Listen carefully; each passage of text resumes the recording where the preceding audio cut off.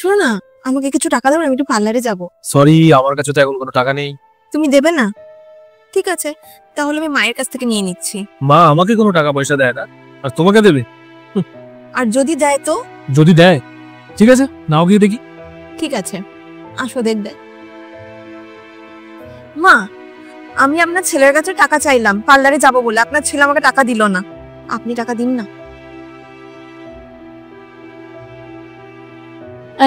কিন্তু মা, এত টাকা দিয়ে আমি কি করব? এত টাকা তো আমার লাগবে না।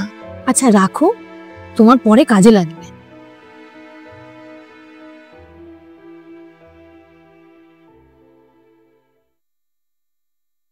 মা, আমি আপনার জন্য এই ড্রেসটা এনেছি। কেন?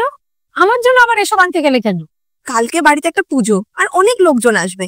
আমি চাই কালকে আপনি এই ড্রেসটাই পরুন, কারণ এটা আমি নিজে পছন্দ করে নিয়ে এসেছি। আরে আমার কাছে তো অনেকগুলো শাড়ি আছে, সেখান থেকে একটা পরে নিতাম। মা, আমি যখন তোমার কাছে টাকা চাই তখন তুমি তো আমাকে 1 টাকাও দাও না। আর ও তোমার থেকে একবার চাইলো, তুমি ওকে সঙ্গে সঙ্গে দিয়ে দিলে, তা আবার এতগুলো টাকা। উপরন্তু ও তোমার জন্য একটা শাড়ি নিয়ে এসছে, সেটাও তুমি পরবে বলছো। মা, ও তোমার বৌমা, মেয়ে নয়। এত ভালোবাসা শাশুড়ি আর বৌমার মধ্যে, তো লোকের নজর লেগে যাবে। নজর লাগবে, লাগুক।